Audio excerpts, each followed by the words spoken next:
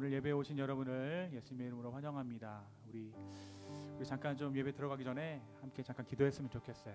잠깐 기도하실 때 성령님 오늘 이 자리에 함께하여 주십시오. 이 자리에 좌정하여 주시고 이 자리에 임재하여 달라고 우리 간절한 마음으로 함께 좀 기도하면서 주 앞에 나아가겠습니다. 함께 기도합시다. 주님, 오늘 이 아침 이 저녁에 함께하여 주십시오. 온전히 우리가 주를 높이고 주를 찬양합니다. 주님을 예배합니다. 성령이여 함께하여 주십시오. 성령이여 역사하여 주십시오.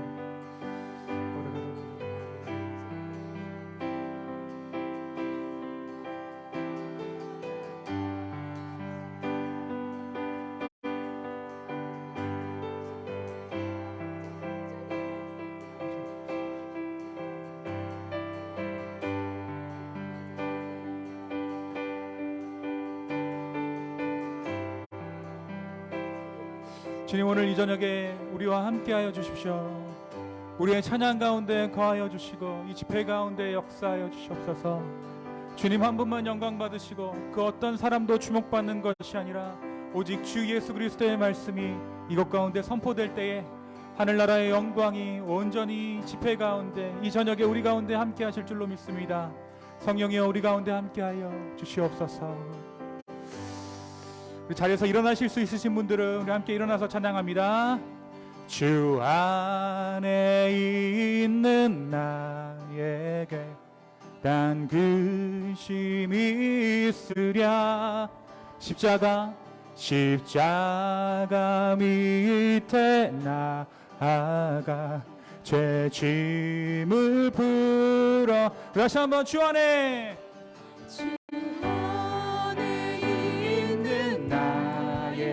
난 근심이 있으랴. 십자가 밑에 내 짐을 풀어내. 주님을 찬송하면서 주님을 찬송하면서 할렐루야 할렐루야. 내 앞길 멀고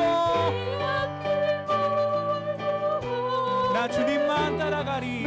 주님만 따라가리. 그 두려움이 변하여 내 기도 되었고 두려움이 변하여 내 기도 되었고 전날의 한숨 변하여 내 노래 되어. 주님을 찬송하면서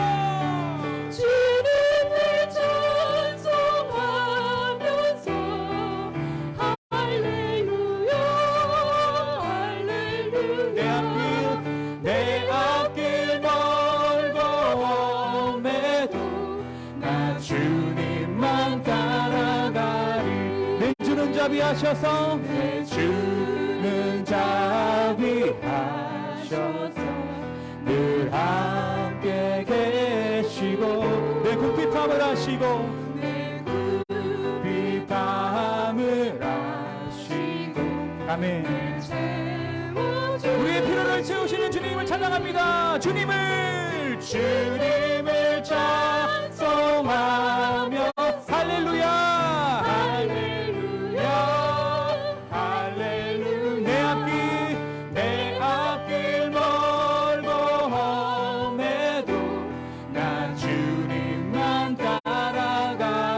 주와 맺은 언약은 내 주와 맺은 언약은 영불변하시니 그 나라 가기까지는 그 나라 가기까지는 늘 보호하시는 주님을 찬양합니다. 주님을 찬송하면서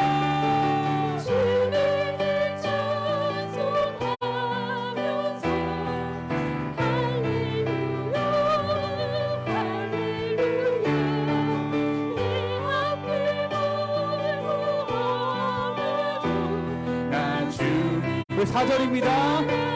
내 주와 맺은 언약은 내 주와 맺은 언약은 영불 나라 가기까지는 그 나라 가기까지 늘 보호하시는 우리 두 손을 높이 들고 한번 찬양할까요? 주님을 찬송하면서 할렐루야 할렐루야 내 앞에 멀고 험해도 나 주님과 따라가리.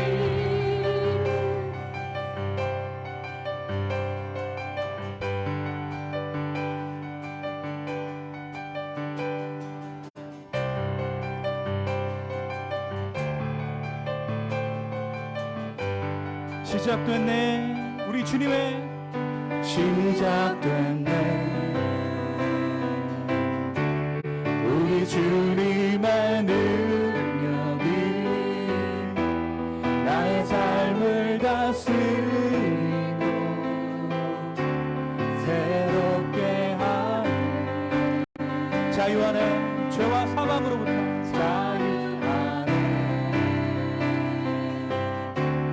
죄와 사망으로부터 나의 삶은 변하고 충만하네 충만하네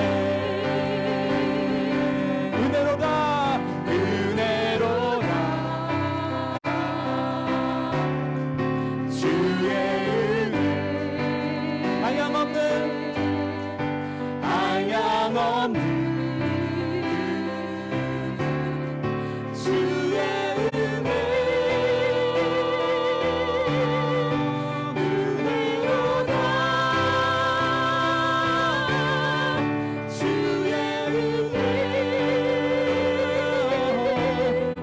변함없는 신실하신 주의 은혜 불러서 고백합시다. 시작됐네 우리 주님의 시작됐네 아멘 우리 주님의 능력이 나의 삶을 다스리고 새롭게 하네 새롭게 하네 주님 내가 자유합니다 자유하네 죄와 사망으로부터 죄와 사망으로부터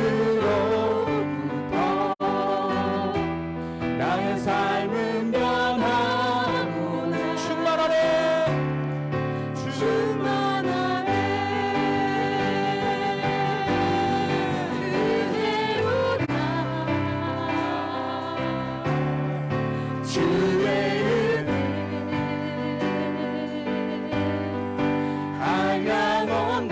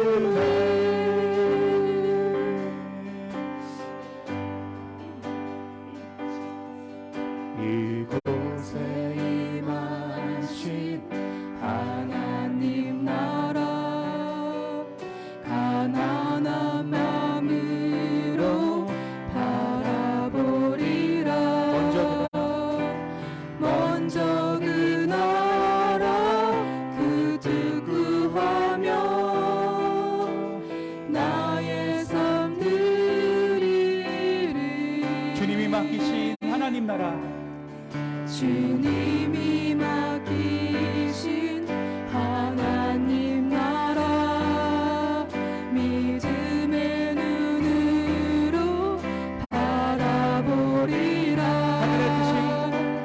하늘의 뜻이 이 땅 가운데 완성될 그날까지 믿음나요 그 위에 서리라. 하나님의 나라는 무너지지 않으리. 믿음나요 그 나라 세워가리라. 주님 곧 오실 때까지.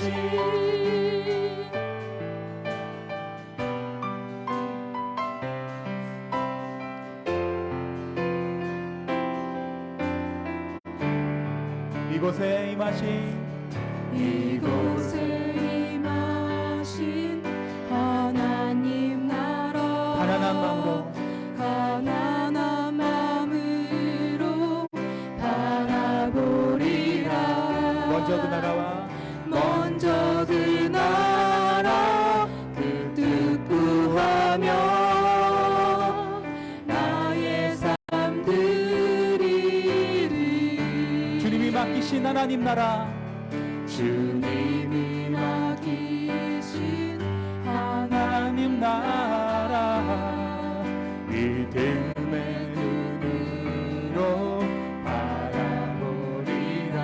하늘의 뜻이 이 땅 가운데 하늘의 뜻이 이 땅 가운데 완성될 그날까지 믿음 다하여 그 위에 서리라. 하나님의 나라는 무너지지 않네. 믿음 다하여 그 나라 세워가리라. 주님 곧 오실 때 믿음 다하여 그 위에 서리라. 믿음 다하여 그 위에 서리라. 하나님의 나라는 무너지지 않으리. 믿음 다하여 그 나라 세워가리라. 주님 우리 마지막으로 함께 찬양하겠습니다. 믿음 다하여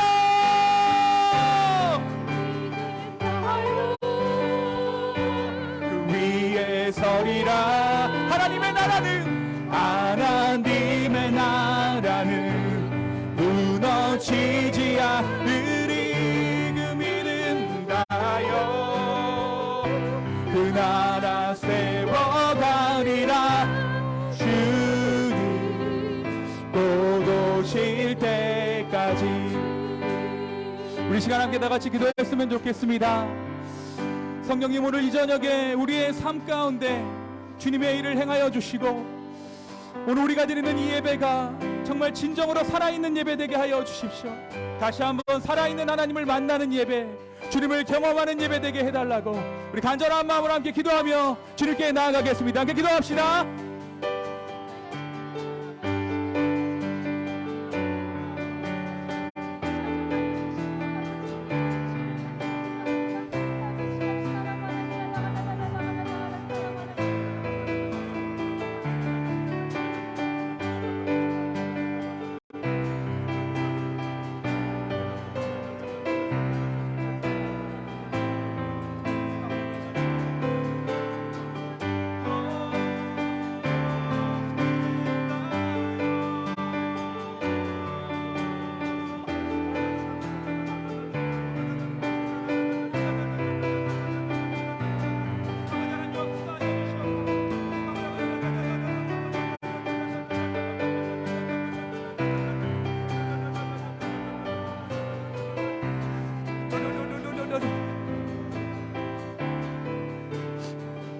시간 다시 한번 기도했으면 좋겠습니다. 다시 한번 기도할 때 이 헌치빌 메디신 지역 가운데 성령 하나님 역사하여 달라고 간절히 기도했으면 좋겠어요.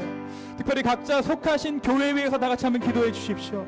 주님, 우리 교회를 통하여서 하나님께서 하실 일들을 기대해야 합니다. 정말 이 땅의 복음화와 이 땅의 정말 회복을 위해서 우리가 마음 다하여 기도하기를 소망하며 온전히 주님께 모든 것들을 맡겨드리며 나아가는 이 저녁 되기를 원합니다. 함께 각자의 교회와 또 이 땅의 부흥을 위해서 함께 기도하며 나아가겠습니다. 함께 기도합시다.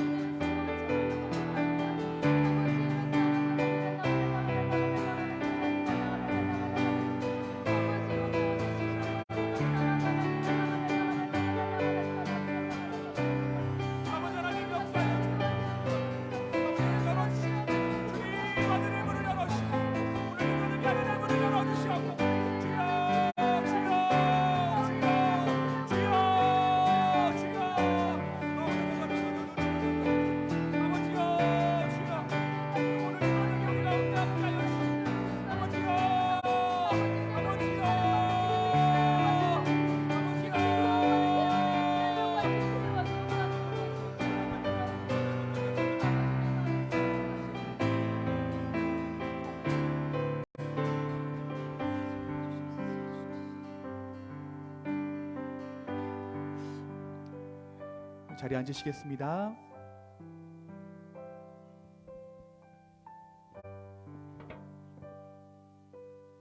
주님, 오늘 우리가 모여서 예수 그리스도의 이름으로 주 앞에 예배하며 나아갑니다.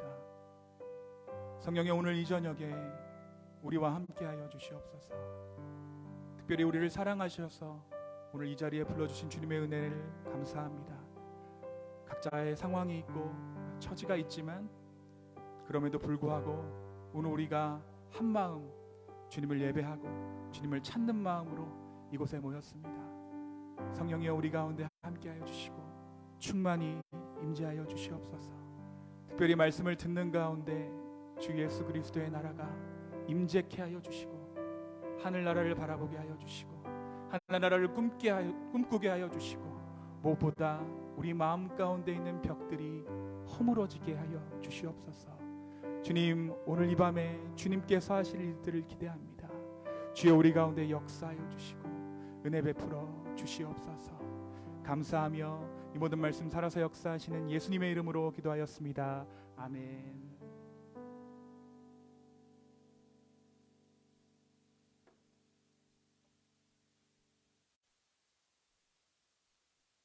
네, 원래 제가 아래 내려가서 지금 하게 되는데요. 잠깐 내려가도 될까요?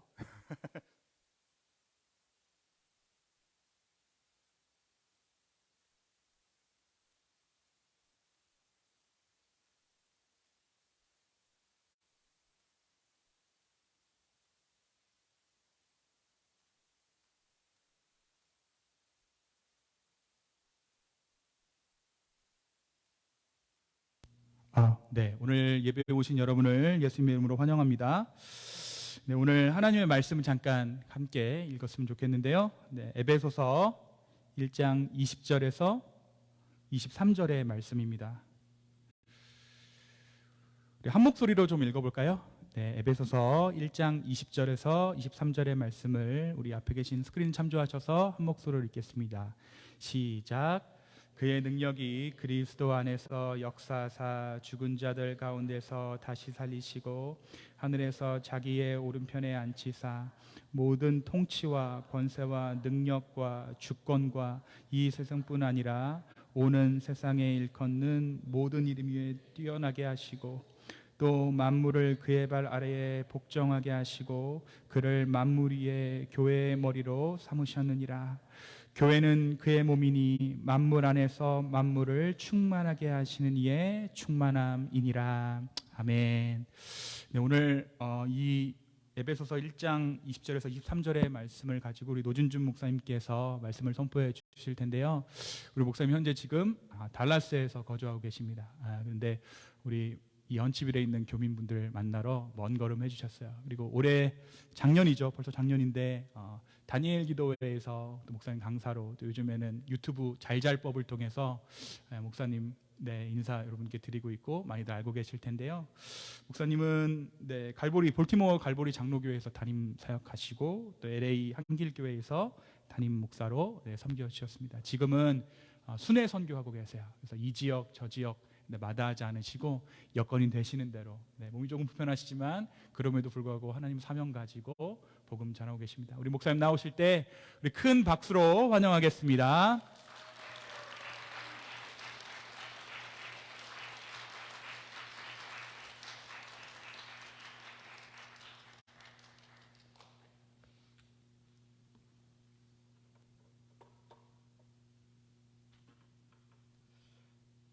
반갑습니다, 여러분.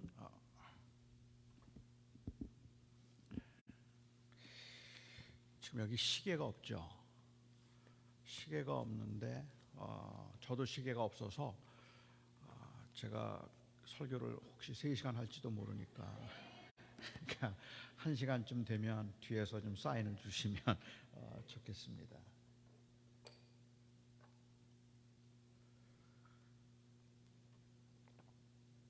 잠깐 기도할까요?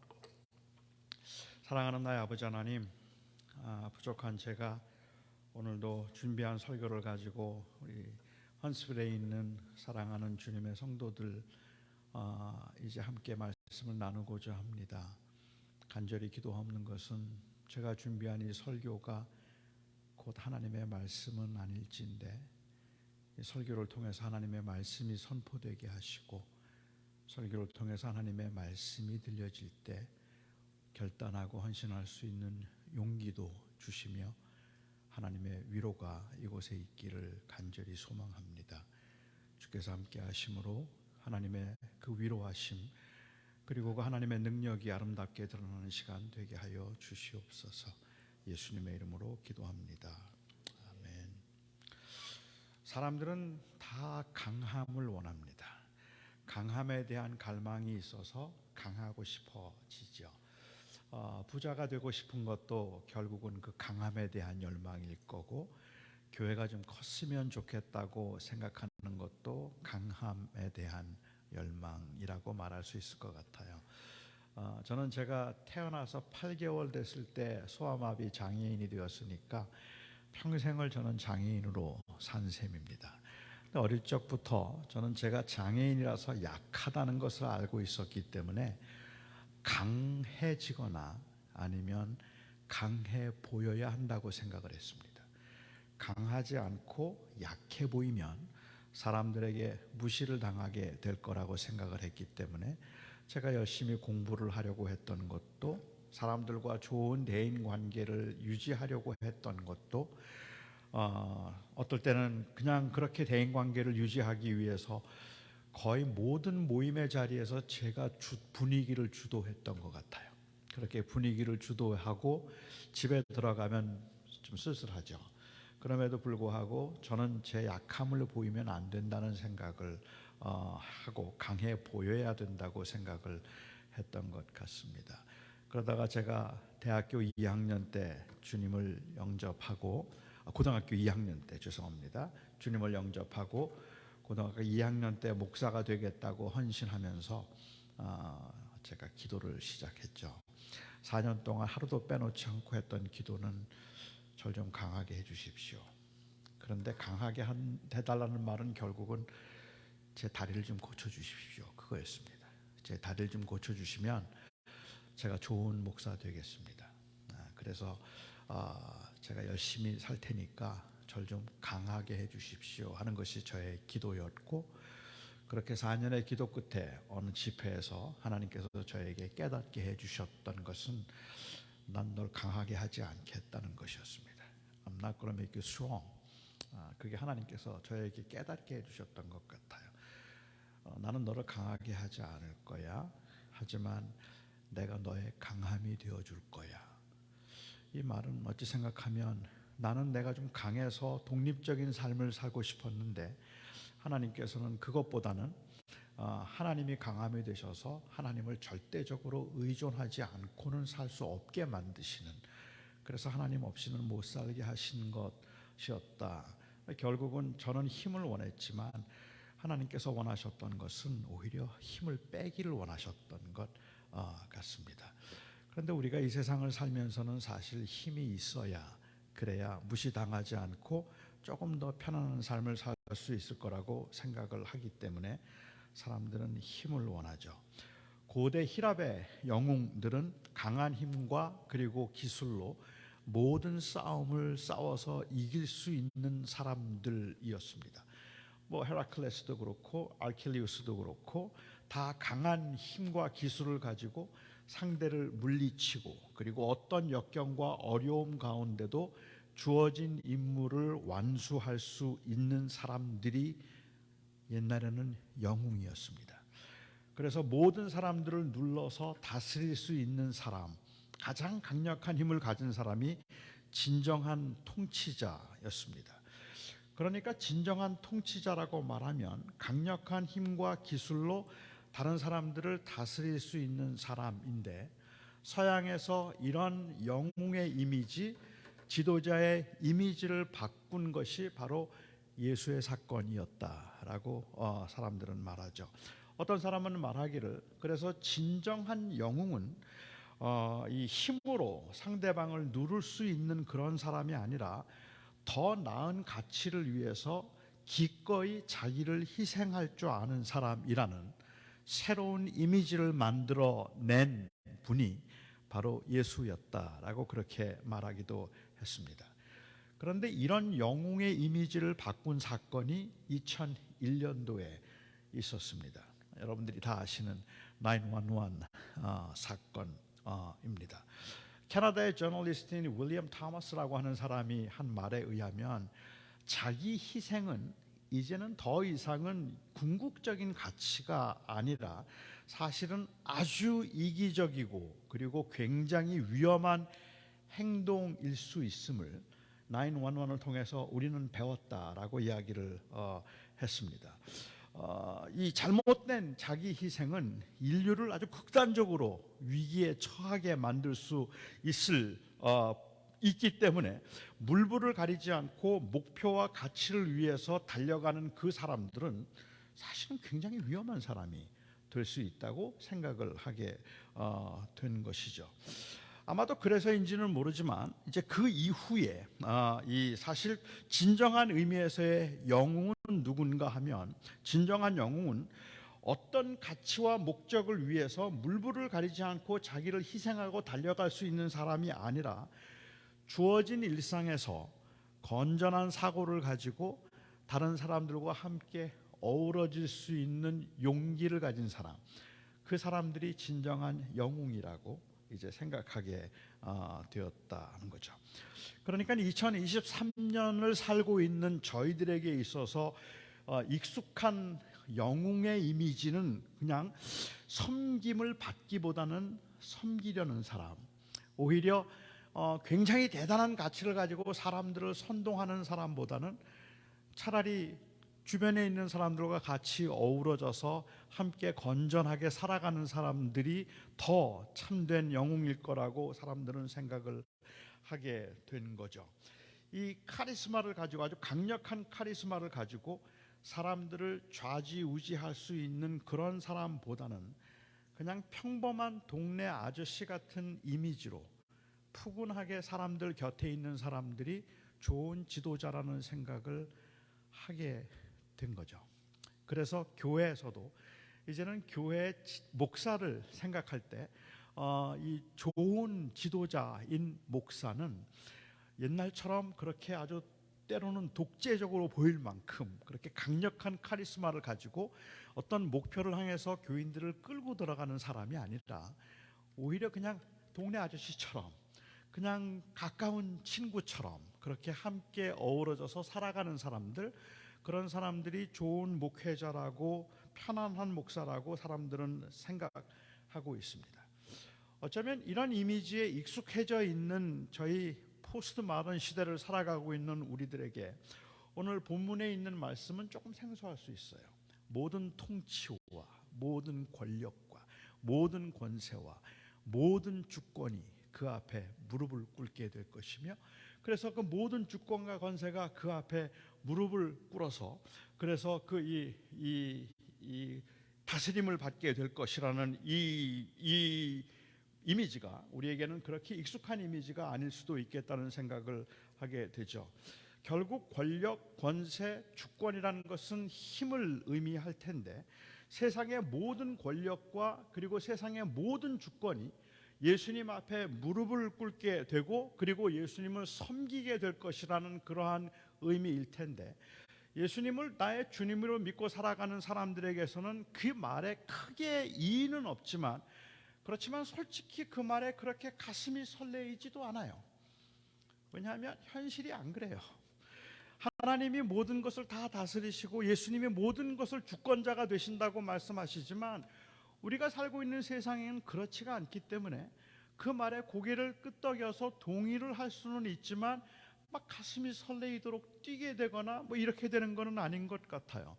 그렇기 때문에 오늘 이 말씀을 하나님의 말씀으로 믿고 있는 사람들의 입장에서는 도대체 이 일이 언제 일어날까가 궁금한 거예요. 언제쯤이면 온 세상에 있는 주권과 권세와 그리고 그 능력이 다 그 앞에 무릎을 꿇게 될까? 언제 이 일이 일어날까를 생각하죠. 기독교가 힘이 있어서 갈수록 교인들이 늘어나고 그리고 기독교가 점점 세를 확장해가고 있던, 마치 기독교인이 아니면 더 이상은 이 세상에서 발붙이고 살 수도 없을 만큼이나 기독교가 힘을 가지고 있던 중세 시대에 이런 이야기를 했다면, 과연 모든 권세가 그 앞에 무릎을 꿇게 될 것이라는 그 말에 우리가 선뜻 동의할 수도 있겠지만, 요즘처럼 교회가 점점 힘을 잃어가고 기독교인의 수는 점점 줄어들기 시작하고, 아마도 어떤 분이 말씀하신 것처럼 2030년이 되면 한국은 기독교인이 지금 기독교인의 절반이 될 거라고 예상을 하고 있는데, 점점 기독교인들이 줄어들고 있고 기독교의 그 영향력이 점점 쇠퇴해 가고 있는 요즘과 같은 세상에 예수 그리스도가 그리스도 앞에 모든 주권이 무릎을 꿇게 될 것이라는 말은 왠지 와닿지 않는 말처럼 보인다는 말입니다. 사람들의 이기심, 폭력성, 절제도 원칙도 없어 보이는 쾌락주의, 돈이면 안 되는 게 없어 보이고 빈부의 차이가 갈수록 심해지고 있는 이 물질 만능주의, 하나님이 정말 계시기는 한 걸까라고 생각될 만큼이나 불의와 부정이 아무렇지도 않게 자행되고 있는 그러한 세상을 보면, 모든 통치와 권세가 그 앞에 무릎을 꿇었다는 그 말은 왠지 안 맞는 말처럼 들린다는 말이죠.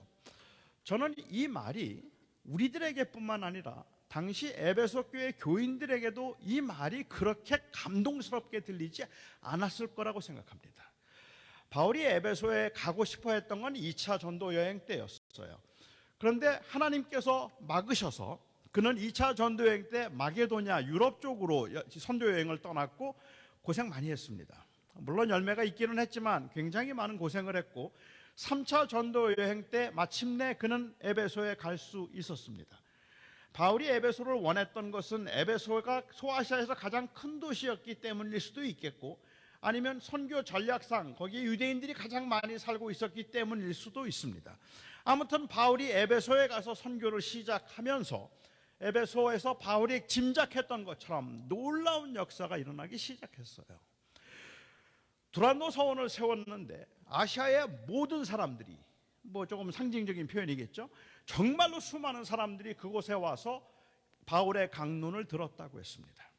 이건 굉장한 부흥이죠. 복음을 전하는데 아시아에 있는 모든 사람들이 바울을 찾아와서 그의 복음을 들을 수 있었고, 그뿐만 아니라 얼마나 놀라운 역사들이 나타나기 시작하는지, 바울이 사용하던 손수건만 가져다 얹어도 병이 낫고 귀신이 쫓겨나는 일들이 일어났단 말입니다. 이적이 나타나기 시작하고 귀신이 쫓겨나고 병자들이 고침을 받고 능력이 나타나기 시작하는 겁니다. 이런 역사들 가운데 사람들이 변화하기 시작했어요. 그 당시 에베소가 유명했던 이유는 아데미라고 하는 이 여신상 때문이었는데, 이 아데미 여신을 섬기는 수많은 사람들, 그리고 매년 그 축제가 되면 아데미 여신을 이게 제사하기 위해서 왔던 그 많은 사람들을 상대로 돈을 벌었던 은장색들, 그리고 점치는 사람들, 마술하던 사람들, 그 사람들이 돌이켜서 자기들이 사용하던 책들 가져다가 불을 태웠어요. 지금 한다면 한 100만 불 정도 되는 것 같아요. 어느 5만 양이면. 엄청난 변화입니다. 온 도시가 복음화되는 것 같았어요. 사람들 다 주님을 믿는 것 같았고, 그야말로 그 우상의 도시였던 에베소가 복음화되어서 기독교 도시가 되는 것 같은 그런 상황에서 바울이 만일 에베소서를 썼다면, 그리고 모든 권력과 모든 통치와 모든 주권이 그 앞에 무릎을 꿇으리라, 무릎을 꿇게 되었다라고 말했다면 모두가 다 아멘했을 겁니다. 그리고 굉장히 기대에 찼을 것 같아요. 그렇게 교회가 막 부흥해서 그 교회가 막 성장하고 온 도시가 복음화되는 것 같았는데, 그 데메드리오라고 하는 한 사람이 자기의 생계의 위협을 느끼면서 사람들을 선동하기 시작합니다. 우리의 자존심이 뭐냐? 아데미 여신 아니냐? 그런데 저들이 누구한데 감히 와서 지금 우리의 자존심을 건드는가? 뭐 아데미 여신에 대한 어떤 자존심의 위상이 떨어지는 것 때문만은 아니었을 것 같고, 실제로 꽤 많은 사람들이 그 바울이 복음을 전하고 그리고 복음이 드러나기 시작하면서 생계의 위험을 느꼈던 사람들이 폭동을 일으키기 시작한 거죠. 그 에베소 이 교회에 거기 보면 아데미 여신상 옆에 사도행전에 보면 연극장이라고 불렀는데 스테디움이 하나 있었거든요. 그 스테디움에 한 3만 명 들어갔다고 합니다. 많이 들어가면 5만 명. 그러니까 그 당시에는 엄청난 스테디움인 거예요. 폭동이 일어났을 때 사람들이 몇 명의 기독교인들을 끌고 그 연극장으로 들어가서 2시간 동안 에베소의 여신 아데미여, 에베소의 여신 아데미여, 그리고는 믿는 사람들을 다 죽일 것처럼 그렇게 혈안이 되어 있었다면 좋게 수천 명은 모였을 것 같아요. 이 위기의 상황에서 바울은 에베소 교인들하고 인사도 하지 못하고 피난을 갔습니다. 물론 바울은 도망가기를 원하진 않았겠죠. 하지만 사람들이 그를 피신하기 시켰고, 바울을 보면 바울은 죽일 테니까. 그래서 바울은 피신했어요. 그리고 한 몇 달 후에 예루살렘으로 돌아가는 길에 에베소를 지나가게 되는데, 바울은 그 3년 동안 목회를 했던 교회인데도 불구하고 에베소에 못 들어갑니다. 시간 때문에 그랬다고 기록을 하고 있지만, 사실 그 이후에 그가 들어와서 한 일주일을 더 머물렀던 걸 보면 시간만은 아니었던 것 같아요. 밀레도라고 하는 불과 한 30마일 정도 떨어져 있는 곳의 도시에, 거기에 에베소 교회 장로들을 부르죠. 그리고 장로들하고 눈물을 흘리면서 작별을 합니다. 내가 혹시 목회하면서 잘못한 거 있다면 용서해달라. 그리고 자기의 모든 잘못과 목회하는 동안에 혹시 실수한 것 있으면 용서를 구하고, 그리고 그 장로들에게 교인들을 맡기고, 그리고 그들과 눈물로 이별을 하고 예루살렘으로 갑니다. 예상했던 것처럼 예루살렘에 가자마자 바울은 붙잡혔습니다. 그리고 가이사랴 감옥에 갇히게 되는데, 고전적인 그 전통적인 입장에 의하면 에베소서를 로마에서 바울이 감옥에 있으면서 썼다고 이야기를 해요. 최근의 학자들 중에는 가이사랴에서 썼을 것이다라고 말하는 사람도 있습니다. 만약에 뭐 2년의 차이가 있기는 하지만 가이사랴에서 썼다면, 지금 바울의 마음속에는, 바울의 마음에 있는 그 에베소 교회는 막 부흥하다가 된소리를 맞은 교회입니다. 교회가 막 성장하다가 갑자기 폭동이 일어나는 바람에 다 흩어지고, 그리고 열심을 내던 교인들은 다 위축되기 시작하고, 그야말로 아무 힘도 없는 것처럼 그렇게 형편없는 모습이 되어버린 것이 교회예요. 그러니까 바울이 에베소 교회가 성장하고 부흥할 때 오늘 이 본문을 이야기했다면 몰라도, 이미 벌써 교회는 굉장히 어려움을 겪기 시작하고 핍박과 환난 가운데서 많은 교인들이 숨어 들어가고, 드러나면 핍박을 당하는 그러한 위기의 상황에서 제대로 사역조차 하기 어려운 그 상황에, 그 교회를 향해서 바울이 쓴 편지 가운데 모든 권세와 모든 주권과 모든 능력이 그 발 앞에 무릎을 꿇게 했고 그를 섬기게 되었다라고 이야기를 하고 있으니까, 어쩌면 사람들이 생각할 때는 이 말이 그렇게 마음에 와닿는 말이 아닐 수도 있을 것 같습니다. 사람들은 아마도 그래서 이 말씀이 주님이 재림하시면, 다시 오시면 모든 나라가, 모든 민족이 그 앞에 무릎을 꿇게 될 것이고 그의 영광이 드러나게 될 것이다 라고 생각을 하죠. 그래서 주님의 재림 때 이 일이 일어난다라고 사람들은 기대합니다. 저는 주님의 재림에 대해서 의심이 없습니다. 우리가 살고 있는 이 세상이 이미 오셨지만 ready and not yet 이라는, 이미 주님이 오셔서 하나님의 나라가 이루어졌지만 아직 완성되지 않은 그 긴장 가운데 우리가 살고 있는 것이니까 하나님의 나라가 오면 완성될 것이라는 믿음은 저도 있고, 주님이 오시게 되면 그야말로 모든 위정자들과 모든 권세들이 그 앞에 무릎을 꿇을 것이라는 것은 저는 이해합니다. 하지만 오늘 말씀은 재림에 관한 이야기가 아닙니다. 오늘 이 말씀은 주님 모든 이 일들이 언제 일어날 것인가 하는 이야기를 하고 있는 것이 아니라 어디에서 일어날 것인가를 이야기합니다. 어디에서 일어나는가. 그래서 저는 이것은 종말론에 관한 이야기가 아니라, 특별히 에베소서 1장에 있는 말씀은 2장과 연결시켜서 생각을 해보면 이것은 교회론입니다. 그리스도의 몸된 교회, 그리스도를 주라고 고백한 성도들의 삶 속에 이 주권이 나타난다는 말입니다.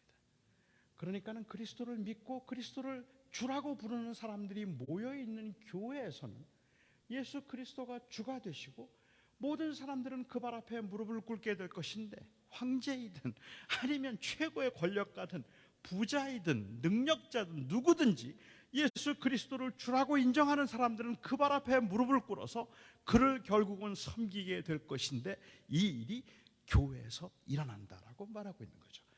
교회가 미약해 보이고 작아 보이고 교회가 아무것도 아닌 것 같지만, 그럼에도 불구하고 바로 이 교회가 그리스도께서 머리가 되신 곳이기 때문에, 오늘 본문에서 얘기하는 것처럼 교회가 무엇이냐고 하면, 교회는 그리스도는 교회의 머리가 되실 뿐만 아니라 교회는 그리스도의 몸이요, 또한 만물 안에서 만물을 충만하게 하시는 이에 충만합니다 라고 얘기합니다. 온 세상에서, 만물 안에서 온 세상을 충만하게 하신, 만물을 충만하게 하신 그분의 충만함, 이곳이 교회라고 이야기하는 겁니다.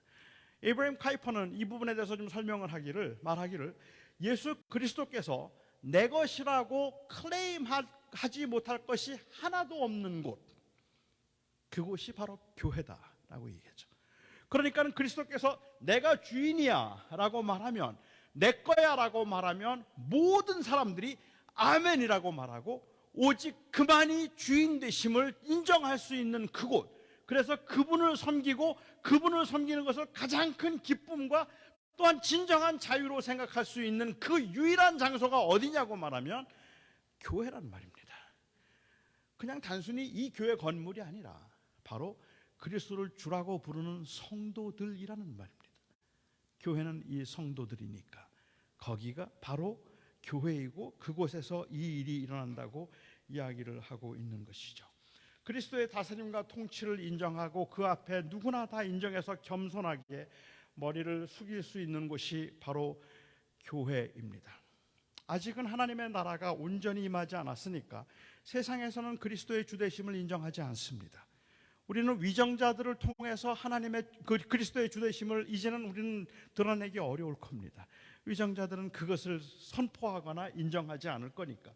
이 세상에서는 여전히 그리스도가 주인이 아니라 오히려 버림을 받는 것 같고 무시를 당하는 것 같고 오히려 세상에서는 아무것도 아닌 분처럼 그렇게 여겨지지만, 그럼에도 불구하고 주님이 다시 오시면 그 모든 사람들이, 모든 위정자들이 그의 권력, 그 앞에 무릎을 꿇게 될 것이겠지만, 그 전까지, 주님이 다시 오시기 전까지 그리스도의 주되심이 드러나야 하는 곳은 바로 교회라는 말입니다.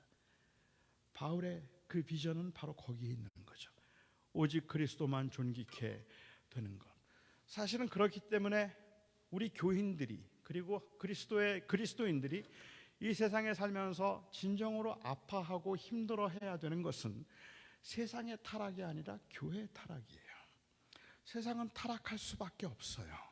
세상은 여전히 아직은 하나님을 인정하지 않으니까 자기 멋대로 살 수도 있어요. 세상에서는 온갖 불의가 행해질 수도 있고 거짓들이 행해질 수도 있어요. 그런데 세상은 그럴 수 있어도 우리의 마음을 가슴을 치게 만들고 우리로 하여금 통회하게 만들어야 하는 것은 바로 교회의 타락이에요. 왜 교회도 세상과 똑같을까? 어찌하여 세상에서 인정받지 못한 그리스도가 아직은 왜 이미 임한 하나님의 나라인 하나님의 성도들의 삶 속에서도 그 성도들이 모여있는 교회에서도 왜 인정을 받지 못하는 걸까? 그것이 저희들의 마음을 아프게 해야 되는 것이죠. 세상이 아무리 자기중심적이 되어도 교회는 그리스도를 주권자로 그를 왕으로 섬겨야 하는 겁니다. 그런데 교회가 변질되었습니다. 그리고 교회가 이 위대한 힘과 이 위대한 신앙 고백을 잃어버렸습니다. 세상에서 인정받지 못하는 우리 주님이 이 교회에서조차도 그 주권과 통치를 주장할 수 없다는 것이 문제이고, 주님이 전혀 대접을 받지 못해서 이제는 교회도 주님이 계실 만한 곳이 되지 못했다는 게 우리들에게는 가슴 아픈 일이라는 말입니다. 세상 사람들은 아직은 예수님을 욕해도 교회에서는 그분이 주인이고 머리여야 하는데, 오히려 교회 안에서 사람들이 높아지고 주님의 뜻보다는 인간의 편리와 그리고 원함이 더 존중된다고 말합니다. 교회 안에서 장로가 더 힘이 있는가, 목사가 더 힘이 있는가를 가지고 분쟁을 하고, 교회 안에서 교인들의 인정을 받고 교인들이 대접을 받아야 되는가, 아니면 목사가 대접을 받아야 되는가 하는 것 가지고 이 갈등을 겪고 있고 분쟁들이 이루어지고 있다는 거죠. 제가 LA에서 목회를 하고 그 갈보리 볼티모어에서 목회를 할 때 이제 교인들이 등록하기 위해 저희 교회 교인이 되려면 한 7주 동안 저하고 같이 멤버십 클래스를 해야 합니다. 그때 멤버십 클래스를 하면서 제가 교회가 무엇인가를 소개하고, 그리고 교인들에게 물어요. 교회에서 제일 높은 사람이 누구죠? 하고 물으면 교회 생활을 오래 하신 분들은 목사님이요 그래요. 그리고 그 목사가 혹은 장로가 중심이 된 교회의 환멸을 느끼거나 회의를 느낀 많은 교인들, 저희 교회는 그런 분들이 특히 많았는데, 그분들은 교인들이요 라고 말해요. 그리고 저는 아니요 라고 하죠. 목사도 아니고 교인도 아닙니다. 교회에서 가장 높임을 받아야 되는 분은 주님입니다. 그 그리스도를 존귀케 하는 것이 우리가 해야 될 일인데, 사실은 우리는 교회 안에서도 변질되어서 이 힘의 축이 어디로 가 있는가 하는 것을 가지고 교회들이 관심을 갖고 있고, 목사들도 목회를 하면서 어떻게 하면 교인들을 컨트롤해서 내가 원하는 대로 할 수 있을까라는 그 힘을 어떻게 하면 소유할 수 있을까를 생각하고, 그 힘을 서로 힘겨루기를 하느라고 굉장히 바쁜 거죠. 저는 동부에서 교회를 개척해서 17년 목회를 했는데 별 문제 없이 잘 성장한 17년 된 그 이 교회의 개척 목사는요, 힘이 막강합니다. 제가 말해서 안 되는 게 없어요. 그러니까 제가 이거 합시다라고 말하면 아무도 반대를 안 해요. 뭘 믿기 때문이기도 하겠지만 그냥 그렇게 너무 제가 너무 편하고 쉬운 거예요. 저는 이 목회를 하면서 17년 목회를 하는 동안에 그 힘의 축이 자꾸 저에게 오고 있다는 건, 밀어내도 담임 목사에게 너무 교인들의 목사 의존도가 높아지고 있다는 것이 저는 좀 불안해서 결국은 교회를 그만뒀습니다. 그리고 제가 LA에 있는 기존의 교회 담임으로 이제 갔어요. 그리고 그곳에 갔더니 거기는 힘의 축이 장로님들께 있더라고요. 그리고 가서 한 1년 되고 내가 왜 그 교회를 떠났지 후회를 좀 했었는데 그걸 교회를 가고 나니까 마치 자꾸만 저하고 장로님들 아니면 교회 지도자들끼리 힘겨루기 하는 것 같은 거예요. 제가 여러 번을 말씀드렸어요. 힘겨루기 할 거면 저 안 합니다. 그런데 그런 분위기가 자꾸만 돼서 사람들은 자꾸 어떻게 하면 목회를 더 편하게 내가 원하는 대로 할 수 있을까를 생각하느라고 그렇게 하게 되죠. 우리는 주님의 능력의 발 앞에 무릎을 꿇는다라고 이야기를 하는데, 이 말이 그러면 구체적으로 무엇을 의미하는가라고 물을 수도 있을 것 같습니다. 충분히 이해합니다. 주님께 순종하라는 말을 목사에게 순종하라는 말로 이해를 했고, 그것을 요구했고, 주님만 섬기라는 요구로 교인들을 교회 부흥을 위한 소모품으로 그렇게 전락시켰던 경우들이 있으니까, 그러니까 주님께 순종하라는 말이 마치 교회에 순종하라는 말이라면, 그런데 교회에 순종하라는 말이 교회의 성장과 부흥을 위한 소모품이 되는 것 정도를 의미한다면 나는 안 하겠다 하는 사람들이 늘어나기 시작한 거죠. 그래서 요즘은 그러한 요구들에 거부를 하기 때문에 이 반작용으로 목사에게 순종하지 않는 것이 주님을 섬기는 것이고, 교회에 열심을 내지 않는 것이 주님을 영화롭게 하는 것이라고 교회를 떠나고 있는, 그리고는 나는 하나님은 믿지만 교회는 믿지 않는다는 사람들이 점점 늘어나고 있는 거죠. 그래서 가난한 성도들이 요즘은 훨씬 더 많이 늘어난 상황입니다. 요즘 한국에서는 가난한 성도가 없어졌어요. 이제는 가난한 성도라고 부르지를 않고 그냥 온라인 성도라고 그러는 거예요. 그러니까 그냥 교회는 안 나가는데 나는 그 대신에 온라인으로 하나님은 예배하겠다 하는 그러한 마음을 가진 사람들이 점점 늘어나고 있습니다. 저는 이 두 경우가 저의 가슴을 좀 아프게 하고 답답하게 만듭니다. 제가 목회를 하면서 아마 수백 번도 더 고백을 한 말일 겁니다. 제가 목회를 하면서 다짐하고 또 고백했던 말이 This is not my church. 이 교회는 내 교회가 아닙니다. 이 교회는 내 교회가 아닙니다. 그런데 이 교회는 내 교회가 아닙니다라는 그 고백으로 충분하지 않더라고요. 목회를 하면서 항상 저는 마음을 비우고 이건 내 교회 아닙니다 라는 생각을 하고 목회를 했는데요, 그렇게 하다 보니까 조금만 힘든 일이 생기면 떠나고 싶어져요. 조금만 어려워도 이거 내 것도 아닌데 내가 뭐하러 여기서 이런 고생을 해? 뭐하러 내가 이렇게 힘들게 여기서 내가 신앙생활을 해? 나 그냥 갈 거야. 딴 데 갈 거야. 마치 모든 걸 비우고 목회를 하고 있는, 정말로 어떻게 보면 힘 빼고 목회하는 좋은 목회자 같았지만, 그렇지만 저는 조금만 위험한 일이 있거나 조금만 힘든 일이 있거나 누가 조금만 저를 괴롭게 만드는 것 같다고 하더라도 나 그러면 안 해. 이게 뭐 내 교회인가? 주님 내 교회인가? 나 아니지라고 생각을 했던 것 같아요. 그리고 저에게 주셨던 깨달으면 This is not my church and also this is not your church either. 이건 내 교회도 아니지만 장로님 교회도 아니에요. 이 교회는 내 교회도 아니지만 교인들의 교회도 아니에요. 이 교회는 그리스도의 교회예요. 제가 참아야 한다면, 제가 견뎌야 한다면, 그리고 교회를 쉽게 포기하지 못하는 이유도, 교회를 그냥 이렇게 말도 안 되는 교회 나 그냥 안 다녀, 이제 혼자 집에서 그냥 예배할 거야 라고 말하지 못하는 이유도, 이 교회가 내 교회도 아니지만 당신의 교회도 아니기 때문이에요. 그리스도의 교회이기 때문인 거예요. 그래서 참아야 되는 거고, 그래서 용서해야 되는 거고, 그래서 기다려야 되는 거고, 그래서 또 때로는 그래서 받아주고 또 때로는 용서를 구하기도 해야 되는 거라고 말할 수 있습니다. 이 교회는 정말로 그리스도의 교회다. 이 안에서는 어떤 누구도 아닌 오직 그리스도만 존귀케 되고 그분만 이름을 드러내고 그분만 높아지면 된다. 그 마음이 목회자들에게도 필요하고 교인들에게도 필요하다는 말입니다. 그래야 교회가 되는 거죠. 그런 의미에서 바울이 했던 말은 그 열악한 환경에 있는 에베소 교회를 향하여서 교회란 만물 안에서 만물을 충만하게 하신 이의 충만합니다.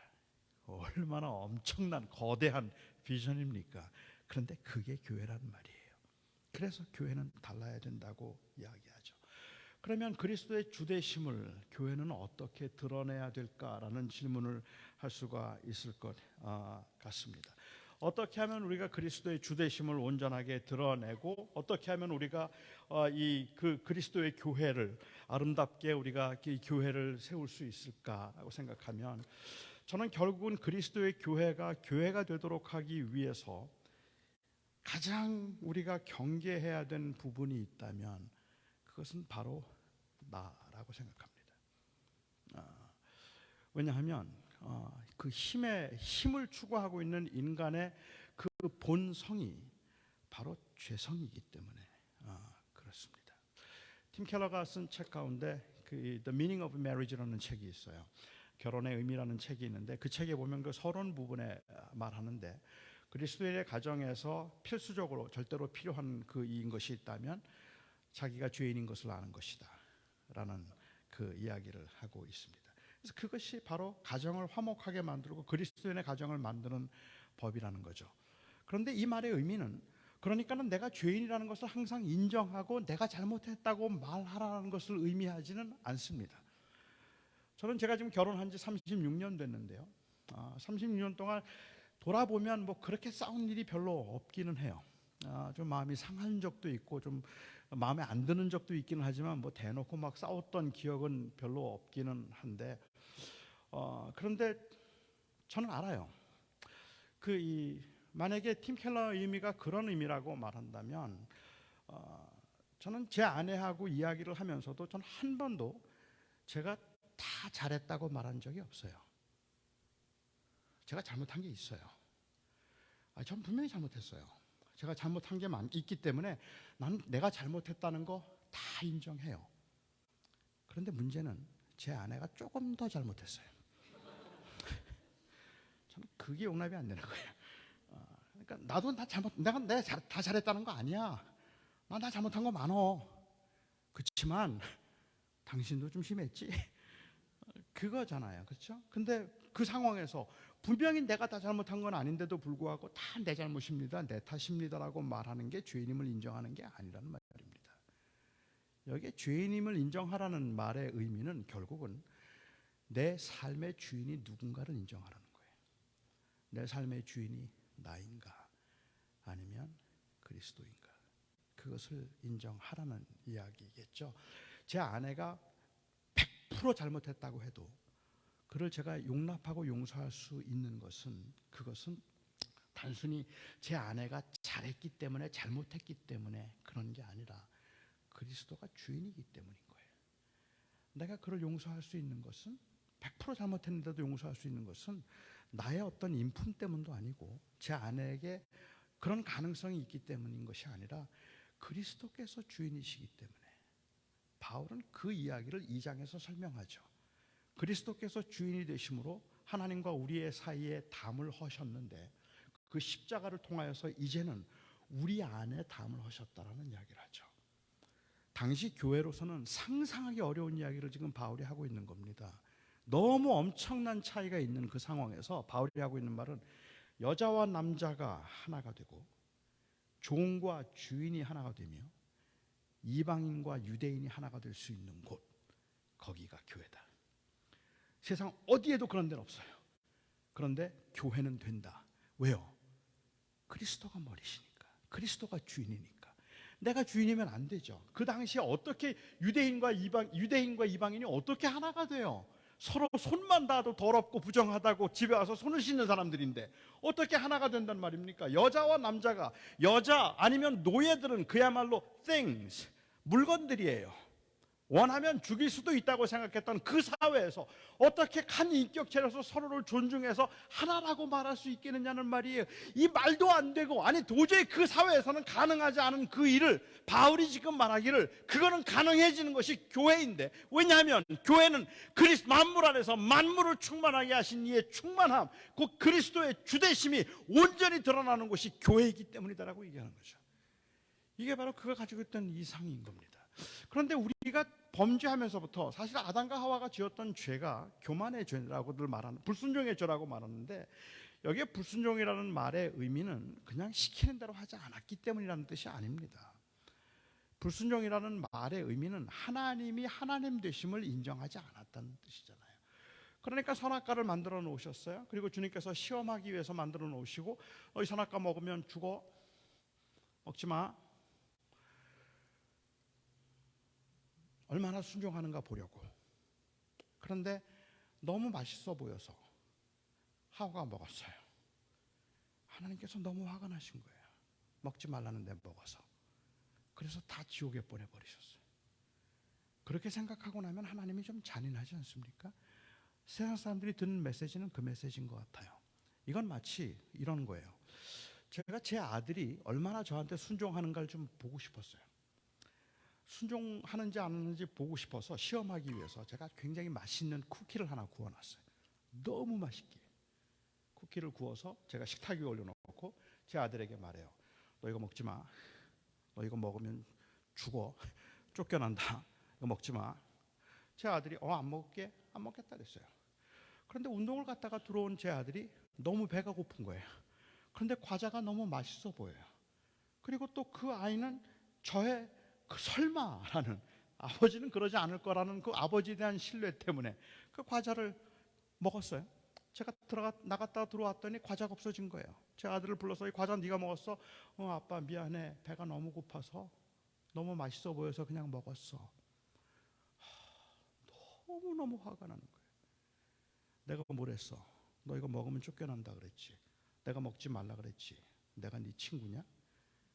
아버지가 먹지 말라면 먹지 말아야지. 아버지가 먹지 말라는데 그걸 먹어? 세상에 이런 못된 녀석이다. 당장 나가라. 집에서 쫓아내버렸어요.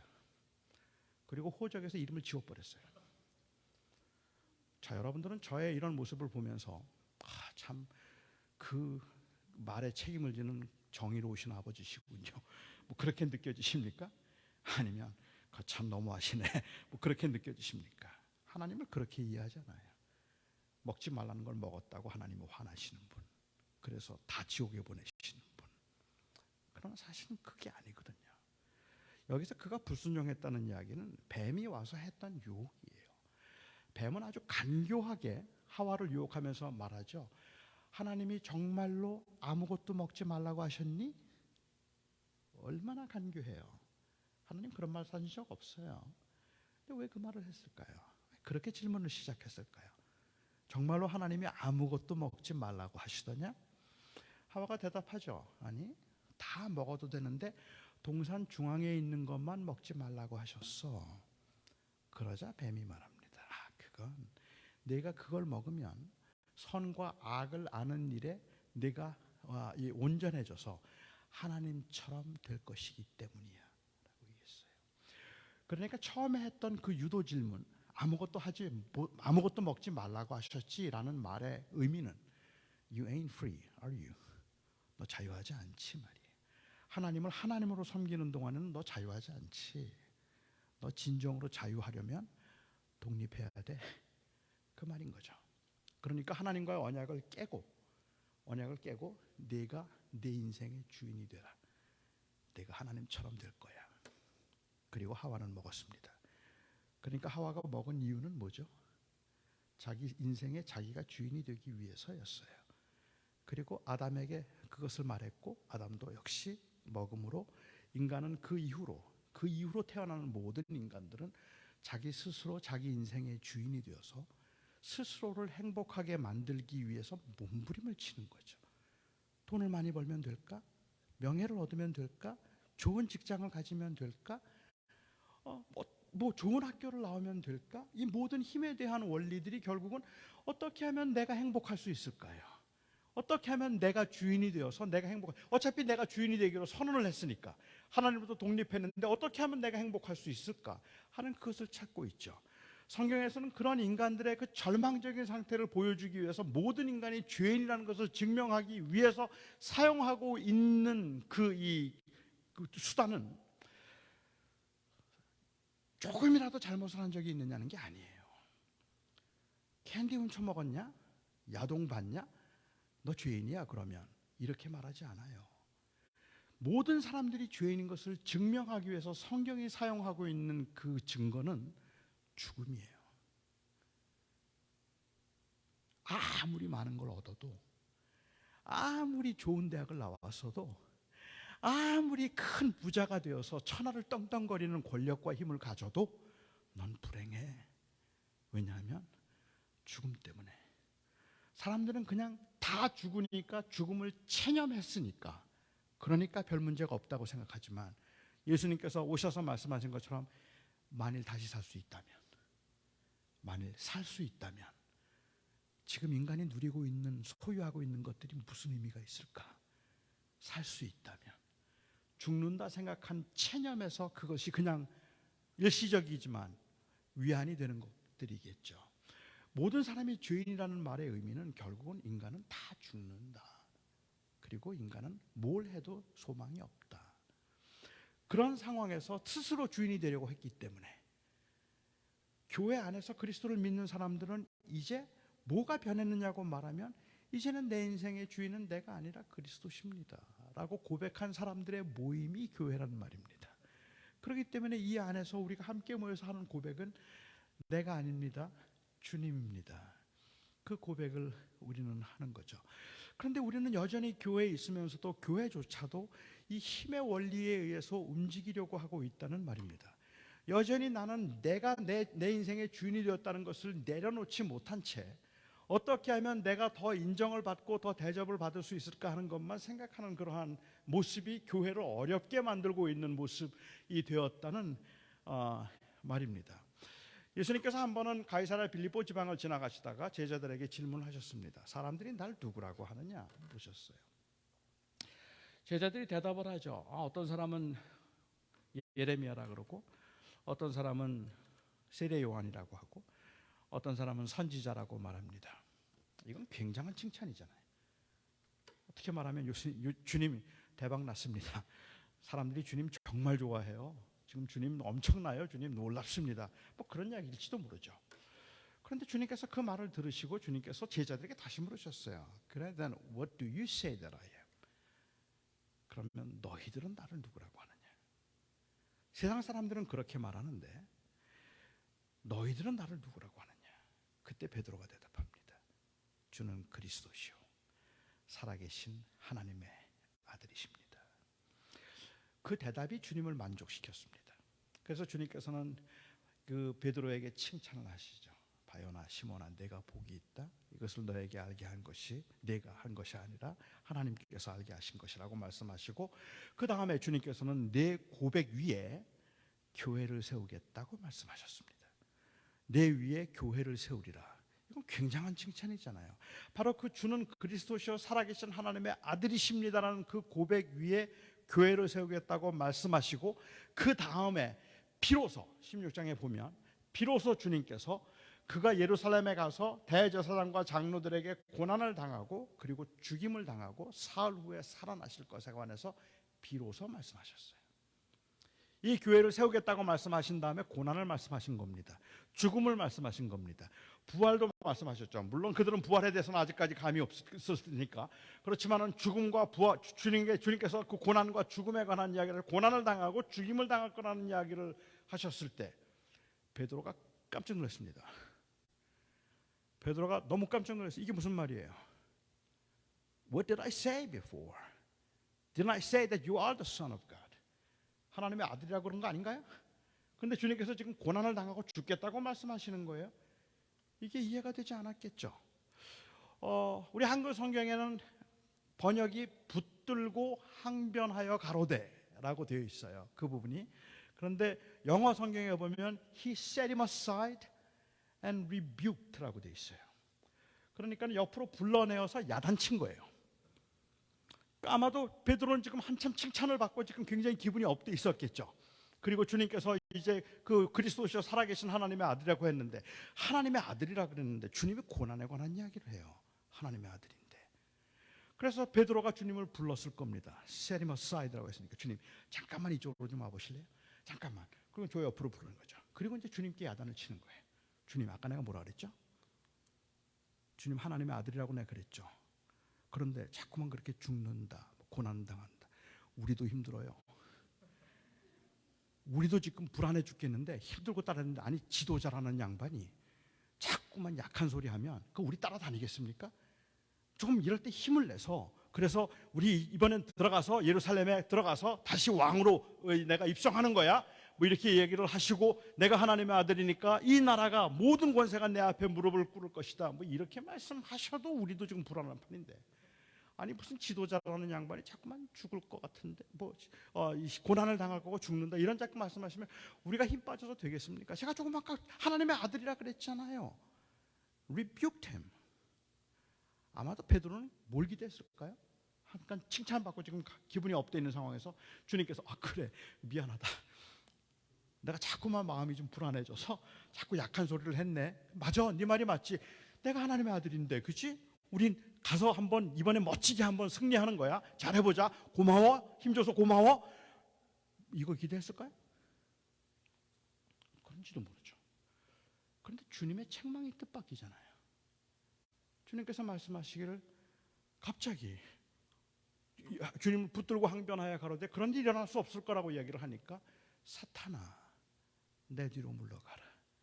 내가 하나님의 일은 생각하지 아니하고 사람의 일을 생각한다 라고 이야기하셨어요.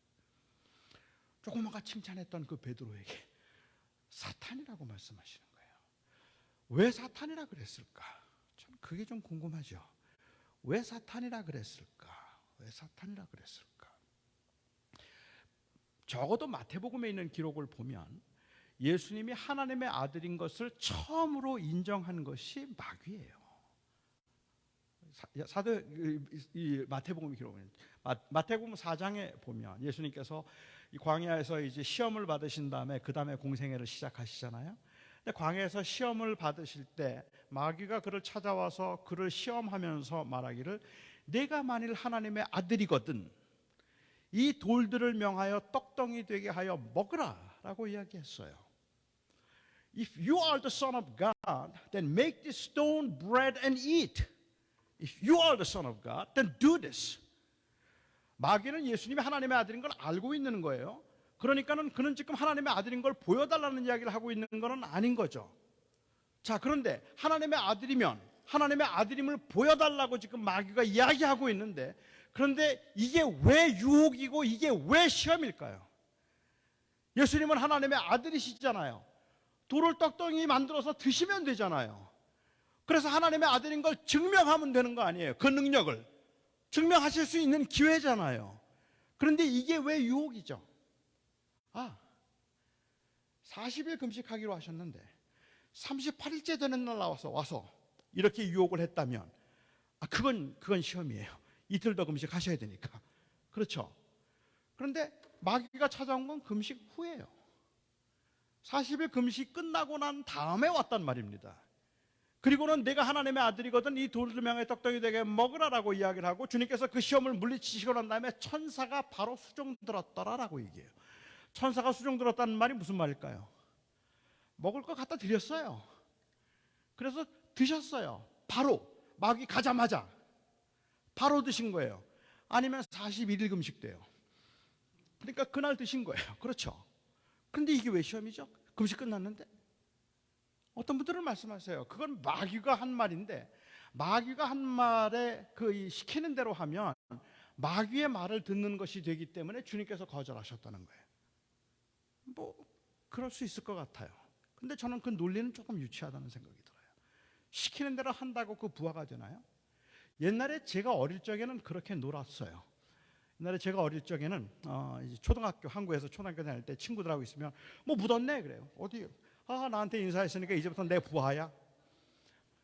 아니 제가 언제 자기한테 인사를 했어요? 묻었나 봤지. 그런데 묻었나 이렇게 인사를 받다고 저보고 자기 부하라는 거예요. 그러면 제가 속은 게 너무 안타깝고 화가 나서 쫓아다니면서 그냥 틈만 나면 묻었네? 절대로 안 쳐다봅니다. 절대로 안 쳐다보죠. 저는 똑같은 트랩에 걸리지 않기 위해서. 그러니까는 저는 막 억울해하는 거예요. 내가 또 인사를 해서 내가 부하가 됐다고 생각을 하는 거죠. 진짜로 그러면 부하가 되는 겁니까? 그렇지 않잖아요. 마귀가 찾아왔습니다. 예수님께 유혹을 합니다. 하나님의 아들이라면 이 돌을 명하여 떡덩이 되게 하여 먹으라. 주님께서 돌을 떡덩이 되게 하여 먹으셔서 잡수셔서 드셨어요. 자, 나 하나님의 아들이다. 어쩔래? 그랬더니 내가 시킨 대로 했으니까 내 부하네. 그러면 주님께서 막 억울해서 화가 나시면서 또 속았네 이러는 거예요? 아니잖아요. 하나님의 아들임을 보여줄 수 있는 가장 확실한 기회잖아요. 예수님은 하나님의 아들이죠. 그러니까 내가 하나님의 아들이라면 이 돌을 명하여 떡덩이 되게 하여 먹으라라고 말할 때 하나님의 아들로서 그 돌을 떡덩이 되게 드시는 거예요. 그리고 하나님의 아들을 보여주시면 마귀가 뭐라 그럴까요? Oh, you must be the son of God. 하나님의 아들 맞네. 그거 아닌가요? 그런데 이게 왜 유혹이에요? 이게 왜 시험이죠? 예수님은 마귀의 의도를 아셨기 때문이에요. 지금 마귀가 강조하고 있는 것은 예수님이 하나님의 아들이라는 걸 인정하고 있는 거예요. You are the son of God, aren't you? 하나님의 아들이잖아. 그런데 왜 고난의 길을 가려고 하느냐? 왜 십자가의 길을 가려고 하느냐? 왜 그런 힘든 길을 가려고 하느냐고 지금 그렇게 유혹하고 있는 거잖아요. 십자가의 길 가지 말고 그냥 영광의 자리에서 하나님의 아들로 남아있으라는 거잖아요. 그래서 if you are the son of God,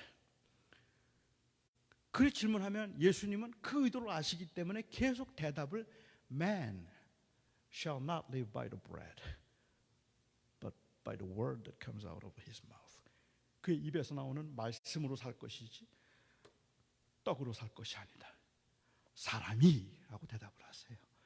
그러니까 마귀의 유혹은 하나님의 아들로 영광 중에 남아 있으라는 거고 고난받지 말라는 거죠. 십자가의 길 가지 말라는 거죠. 그리고 주님께서는 그 십자가 길을 가야겠다고 말씀하시는 거죠. 그래서 그게 유혹인 거죠.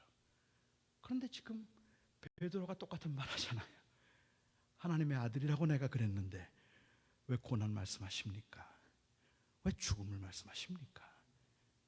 그리고 주님께서 사탄아, 내가 하나님의 일을 생각하지 않고 사람의 일을 생각하는구나.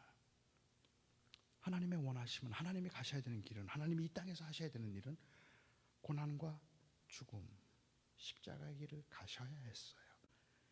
그리고 교회는 그 주님의 고난과 십자가 위에 세워졌어요.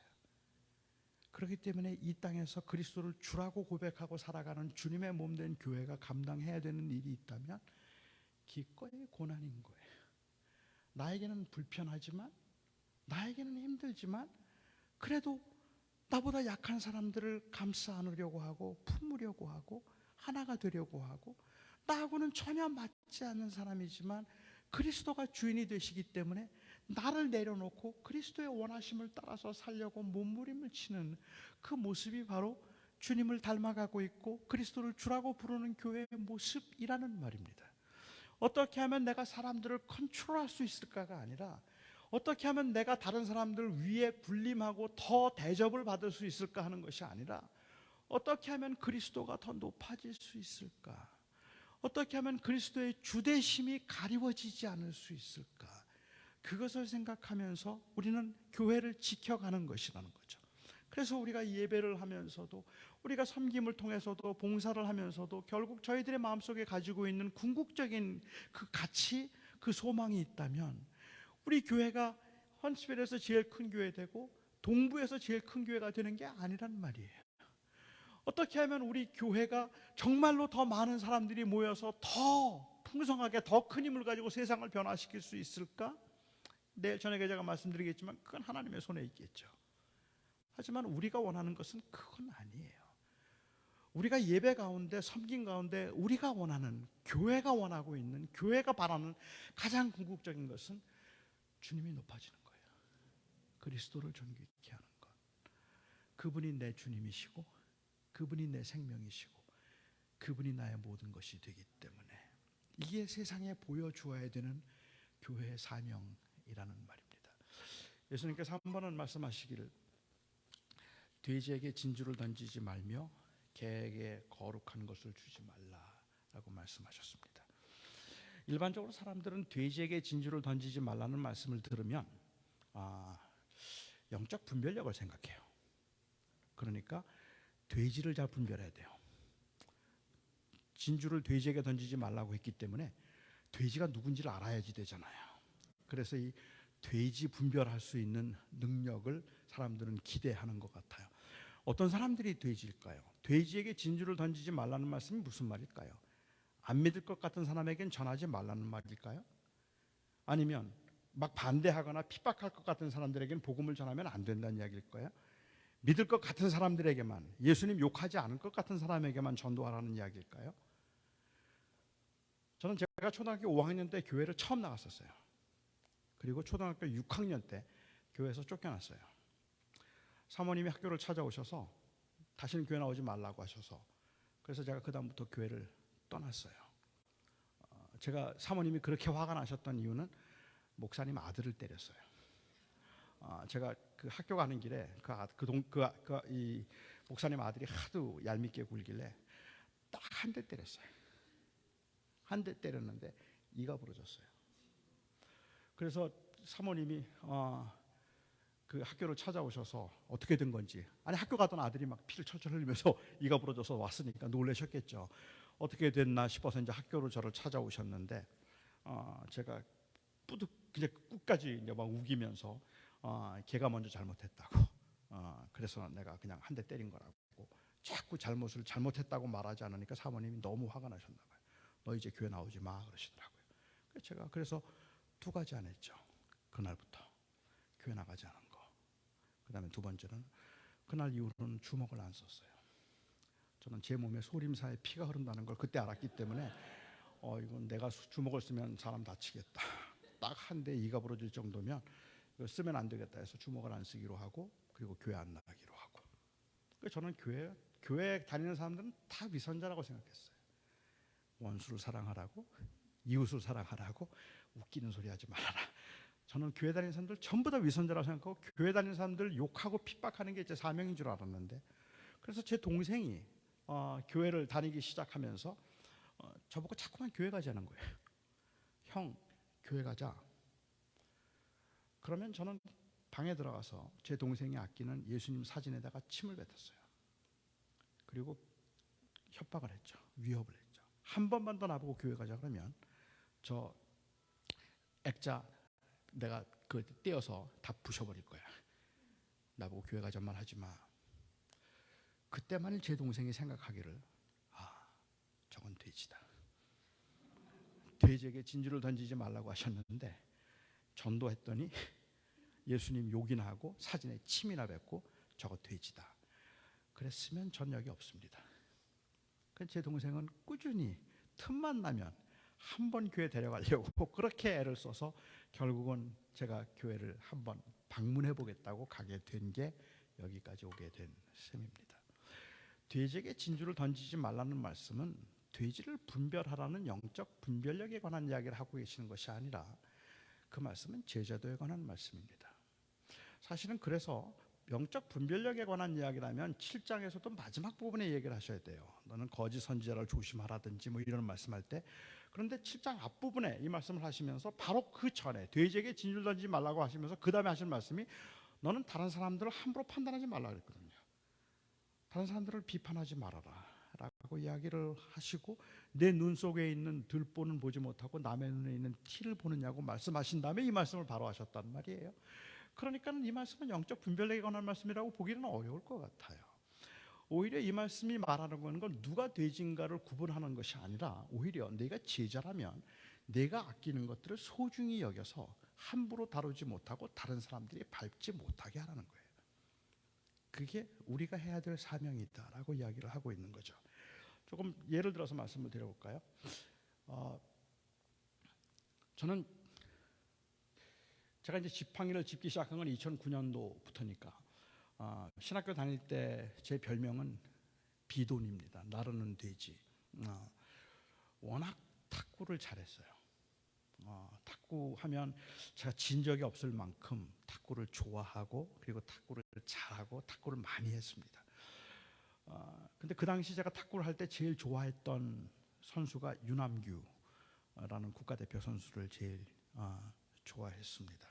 제가 수원에 한번 집회를 갔더니 그 교회 집사님이더라고요. 제가 반갑다고, 내가 옛날부터 팬이었다고 이야기를 하고 라켓 하나만 좀 달라 그랬더니 안 주는 바람에 다음번에 오면 주겠다 그랬는데 코로나 때문에 이제 못 가서 다음번에 가면 제가 받아올 건데요. 그러니까 못 받았어요. 근데 한번 이렇게 가정을 해보죠. 제가 윤한규 선수를 정말 좋아하는데 윤한규 선수가 제가 자기를 좋아한다는 걸 알고 저한테 자기가 사용하던 라켓을 선물로 줬다고 가정해보죠. 저는 그 선물을 받으면 너무 좋아서 이건 값으로 나가는 환산할 수 있는 게 아닌 거예요. 너무 좋아요. 너무 기뻐서 그 라켓을 들고 집으로 막 들어옵니다. 그리고는 제 아내 저희 아이들을 불러드려요. 그리고는 말합니다. 여보 이게 뭔지 알아? 이게 윤한규 선수가 사용하던 라켓이야. 이거는 돈 주고도 못 사. 너무너무 귀한 거야. This is so precious. 이거는 어떻게 살 수 있는 게 아니야. 그런데 이걸 나한테 선물로 줬어. 너무너무 좋아해요. 그런데 윤한규 선수가 누군지 탁구도 좋아하지 않는 제 아내, 그리고 저희 아이들은 그냥 시큰둥하죠. 그게 뭐 어쨌다고. 저는 그게 너무 답답한 거예요. 이건 진짜 귀한 거라니까 그냥 그런가 보다 하고 있어요. 그래서 가치를 알지 못하는 사람들이라고 막 그냥 그렇게 아쉬워하고, 그리고는 제가 그것을 그냥 집에 두고 돌아다니죠. 어느 날은 제가 그 라켓 가지고 파리를 잡아요. 어느 날은 그 라켓 가지고 안마를 해요. 어느 날은 그 라켓으로 망치질을 해요. 어느 날은 부채질을 해요. 망치질도 하고 부채질도 하고, 그리고 또 그거 가지고 파리도 잡고, 그러다 그냥 아무데나 내려놓고, 그리고는 또 들어오면 또 그거 가지고 또 막 흔들기도 하고, 그러다 또 놓고 그냥 다니는 거죠. 어느 날 제가 밖에 나갔다 들어왔더니 제 아내가 그 라켓 위에다가 커피잔을 올려놨어요. 너무너무 화가 나는 거예요. 너무 속상하고 너무 화가 나는 거예요. 여보, 이게 뭔지 알아? 이게 윤하미 선수가 사용하던 라켓이라고. 여기다가 어떻게 커피잔을 올려놓을 수 있는 거야? 도대체가 그 가치도 알지 못하는 이 돼지 같은 인간들이 아무데나 이렇게 커피잔을 올려놔. 그리고 막 화를 내는 거예요. 자, 여러분 보실 때 이거 누구 잘못입니까? 제 잘못입니까? 제 아내 잘못입니까? 당연히 제 잘못이죠. 제 아내는 제가 그거 가지고 부채질하는 거 봤어요. 파리 잡는 거 봤어요. 그리고 망치질하는 거 봤어요. 그 가치는 그냥 그 정도예요. 내가 아무리 뭐라고 말해도. 그러니까 커피잔 올려놓는 거죠. 만일 제가 그것을 소중히 여겨서 제 서재 위에 올려놓고 아침에 나가면서 한번 쓰다듬고, 저녁에 들어와서 한번 쓰다듬고, 또 한 번 만져보고, 이게 여기 와 있지? 그걸 그렇게 소중하게 여겼으면 제 안에 절대로 그 위에 커피잔 못 올려놓습니다. 돼지에게 진주를 던지지 말라는 말씀은 돼지를 구별하라는 말씀이 아니라, 우리가 그 복음을 받았으면 복음을 소중히 여겨서 다른 사람들이 밟지 못하게 하라는 거예요. 우리가 만일 그리스도를 존귀케 하지 않으면 세상 사람들이 어떻게 그리스도를 알겠어요? 어떻게 그를 존귀케 할 수 있겠어요? 세상은 어떻게 하든 간에 적어도 교회 안에서 그리스도를 주로 섬기는 사람들은 예수 그리스도가 내 생명이시고, 예수 그리스도가 나의 모든 것이고, 예수 그리스도만이 나에게는 소망이시고, 그리스도 때문에 내가 살아가는 이유가 되었기 때문에 내게 나의 생명이 되시고 나의 모든 것이 되시는, 내가 살아야 할 이유가 되는 이 그리스도를 나는 존귀케 하며 그를 영화롭게 하며 그와 동행하는 삶을 살겠다고, 그 그리스도를 존귀케 하는 모습을 교회가 보여준다면 세상이 그리스도를 함부로 할 수 없을지도 몰라요. 그런데 세상 사람들이 보기에는 교회가 예수를 많은 이유로 팔아요. 무시해요. 소홀히 여겨요.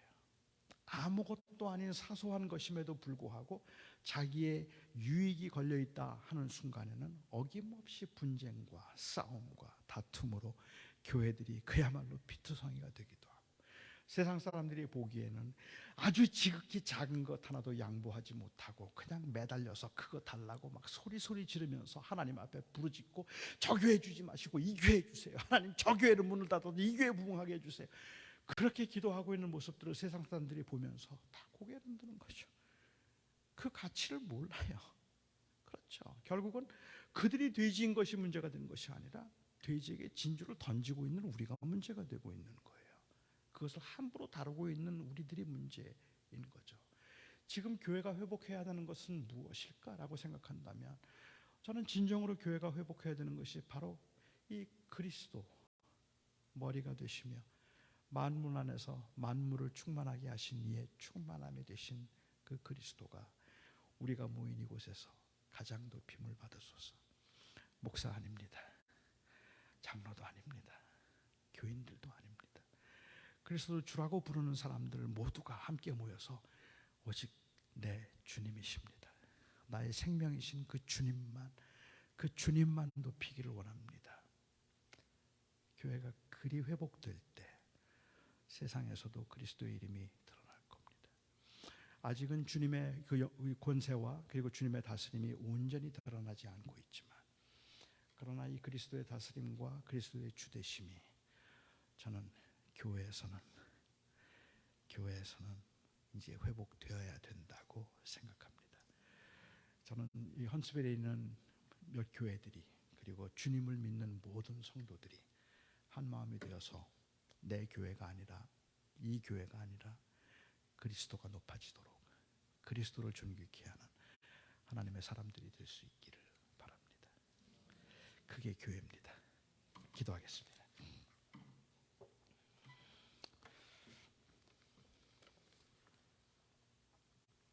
사랑하는 나의 아버지 하나님, 부족한 제가 주님 앞에 회개합니다. 오랜 시간 목회를 하면서 순간순간 그리스도가 주되심을 인정하면서도 저의 원함이 채워지지 않는다 싶을 때 하나님, 사람들을 이용해서 저의 원함을 채우려고 하고 제가 오히려 누리려고 했던 때가 너무도 많았음을 주님 고백합니다. 아버지 하나님, 하지만 저의 마음, 지금 저의 마음 속에, 그리고 여기에 함께 하신 우리 모든 성도님들의 마음 속에 가장 간절한 바람이 있다면 주님이 이 교회에서 높아지기를 바랍니다. 모든 세상에 있는 교회에서, 적어도 교회에서는 예수 그리스도가 왕이요 주요 생명이요 모든 것이 되신다는 그 진실한 고백으로 모든 사람이 그 앞에 무릎을 꿇는 그 위대한 역사가 주님이 오실 때까지 주님의 몸된 교회 안에서 이루어질 수 있게 하여 주시옵소서. 우리 주 예수 그리스도의 이름으로 기도하옵나이다. 아멘.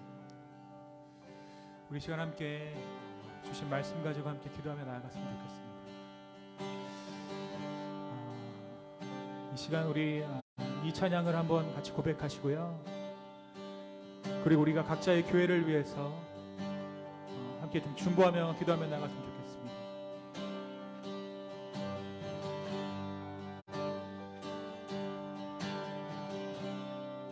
이곳에 임하신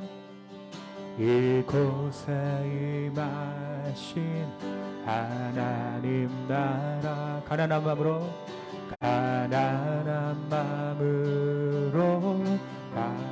바라보리라.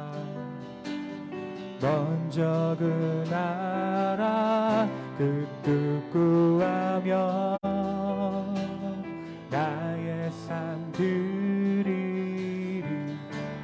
주님이 맡기신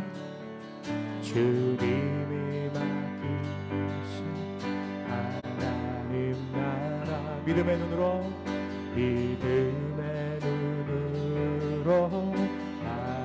바라보리라. 하늘의 뜻이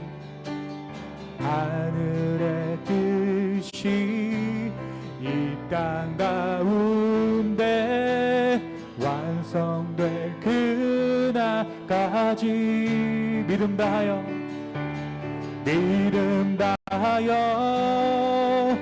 그 위에 서리라. 하나님의 나라는 무너지지 않으리. 그 믿음 다하여 그 나라 세워가리라. 주님 곧 오실 때까지 믿음 다하여 그 위에 서리라. 하나님의 나라는 무너지지 않으리. 그 믿음 다하여 그 나라 세워가리라. 주님 곧 오실 때까지. 우리 시간 함께 다같이 마음 모아서 기도했으면 좋겠습니다. 성령님, 오늘 이 자리 가운데 함께하여 주셔서 정말 우리의 무너진 교회들을 주님께서 세워달라고, 각자 속하신 교회들을 위해서 이 시간 마음 다해 좀 같이 기도해 주십시오. 주님, 서로가 서로의 교회라고 이야기했던 것들, 목사님들은 목사님들대로 이것이 내 교회라고 생각했고, 또 성도들은 성도들대로 이것이 내 교회라고 생각했던 우리의 교만함들을 용서하여 주시고, 그리스도께서 머리 되신 교회를 세워나가는데 우리의 마음과 뜻을 다하기를 소망합니다. 우리 간절한 마음으로 함께 기도하며 주님께 나아갑시다. 함께 기도합시다.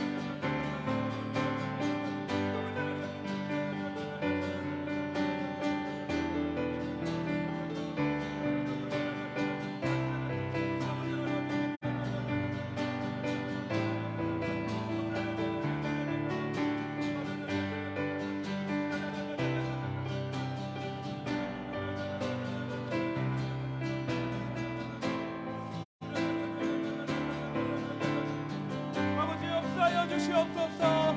그 믿음 다하여 그 위에 서리라. 하나님의 나라는 무너지지 않으리. 그 믿음 다하여 그 나라 세워가리라. 주님 곧 오실 때까지. 우리 시간 한번 옆 사람의 손을 잡고 같이 기도했으면 좋겠습니다. 우리 함께 손잡고 기도할 때, 성령님, 우리에게 막힌 담을 허러주신 예수 그리스도의 그 은혜로, 하나님과 나 사이에 그 막힌 담을 허러주셨던 그 예수 그리스도의 은혜로 우리 서로 간에 막힌 담들을 헐게 하여 주시고, 다시 한번 우리가 진정된, 정말 진정으로 주님의 몸된 교회 일어나게 해달라고, 성령이 오늘 이 밤에 우리 가운데 함께하여 달라고, 보이지 않는 벽들이 어무러지고 보이지 않는 담들이 어무러지고 온전히 주님 안에서 한몸된 교회임을 확인하는 이 저녁 되게 해달라고, 우리 간절한 마음으로 함께 기도하며 나아가겠습니다. 함께 기도합시다. 역사하여 주시옵소서. 주님 역사하여 주십시오. 우리가 하나 되게 하여 주시옵소서. 주의 몸 되신 교회를 이뤄나가게 하여 주옵소서. 아버지 하나님, 주를 보게 하여 주시고 주여 인도하여 주시기를 간절히 원합니다.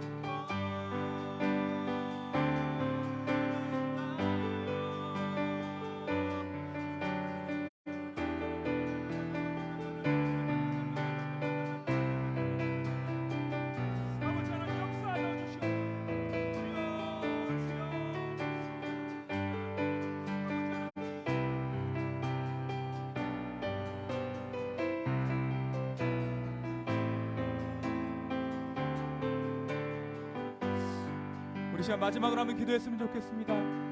주님, 우리가 어떠한 힘으로 우리 스스로 우리의 부흥을 이루는 것이 아니라 하나님께서 허락하시는 그 하나님의 충만함으로 말미암은 그 부흥을 이 헌치빌 땅이, 이 웨든슨 땅이 경험하게 하여 주십시오. 어떠한 힘이나 어떤 한 교회가 주도하는 것이 아니라, 힘이 아니라 자본이 아니라 오직 주님이 써주시는 그 충만함으로 이 땅이 부흥케 되게 해달라고, 우리 간절한 마음으로 우리 부흥을 구하며, 거룩한 부흥을 구하며 이 시간 함께 마음 다해 기도하며 나아가겠습니다. 함께 기도합시다. 아버지 하나님,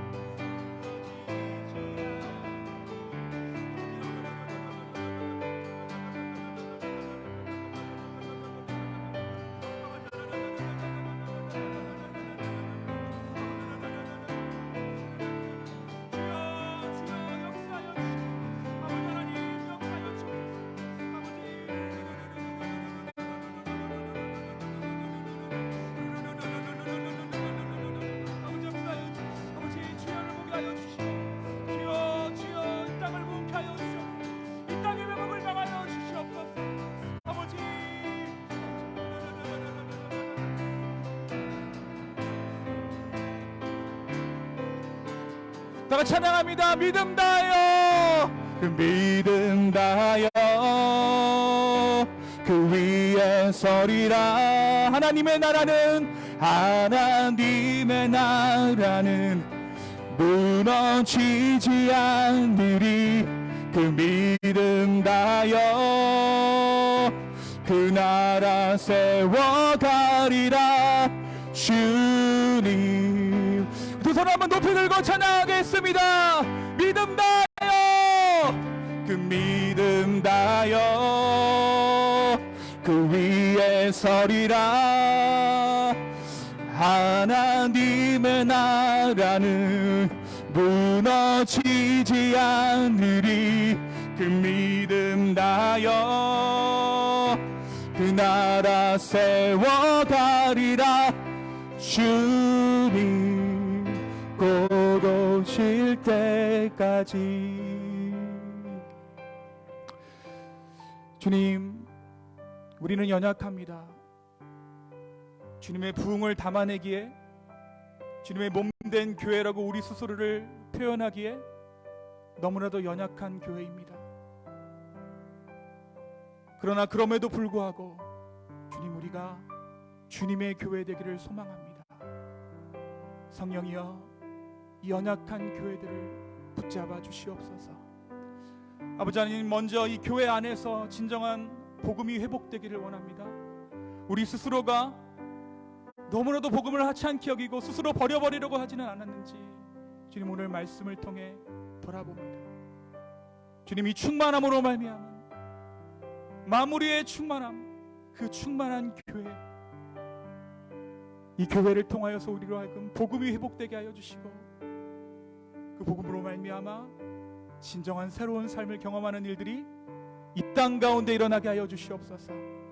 주님, 또한 각자의 교회가 처한 상황들과 여건들이 있습니다. 때로는 우리가 경쟁했고,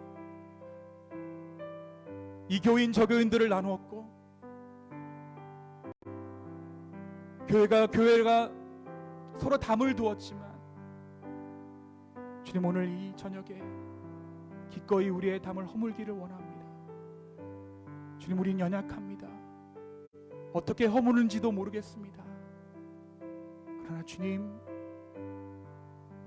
그 예수 그리스도의 십자가가 모든 막힌 것을 허무셨던 것처럼 예수 그리스도의 십자가로 우리를 허물어 주시옵소서. 우리 마음 가운데 있는 담들을 허물어 주시옵소서. 주님, 바로 그때 이 헌치빌 땅이 주님의 부흥을 경험하게 될 줄로 믿습니다. 주여, 우리가 그날을 기대합니다. 성령이여, 우리 가운데 함께하여 주시옵소서. 우리 시간 노진주 목사님 나오셔서 축도로 오늘 예배를 마치도록 하겠습니다.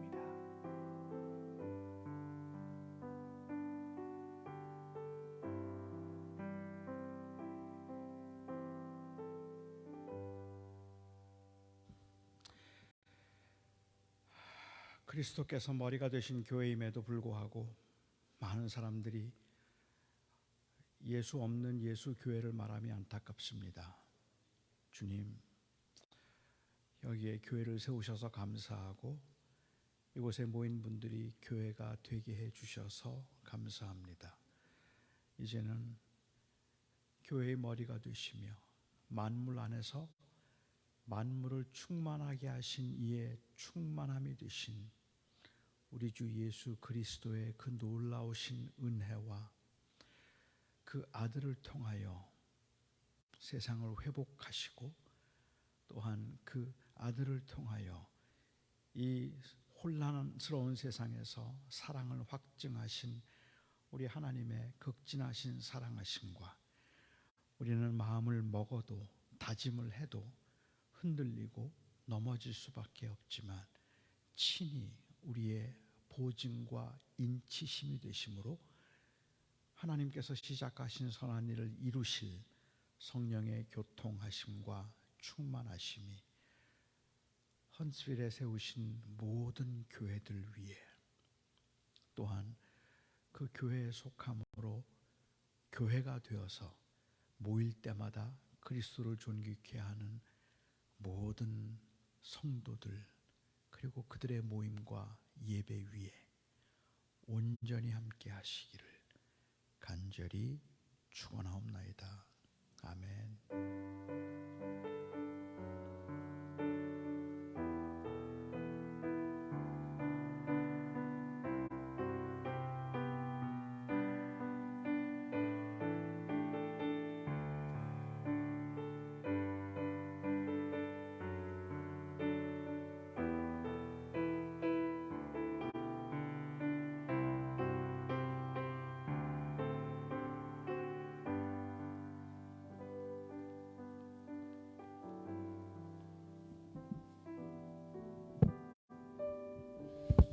네, 모든 예배를 마쳤습니다. 오늘 이 자리에 함께 하신 여러분 정말 감사드리고요. 내일도 똑같은 시간 7시에 여기서 모여서 연초빌 메디슨 지역을 위한 교회들을 위해서 함께 기도하는 시간이 되었으면 좋겠습니다. 우리 하나님께 영광의 박수 한번 올려드릴까요? 네. 또 오늘 우리를 위해 말씀, 귀한 말씀 전해주신 노진준 목사님을 위해서 한번 박수로 화답하겠습니다.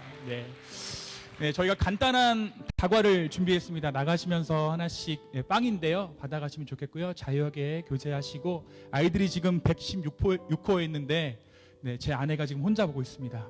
지금 말라가고 있으니까요. 픽업하실 분들은 함께 픽업해 주시면 감사하겠습니다. 내일 뵙겠습니다.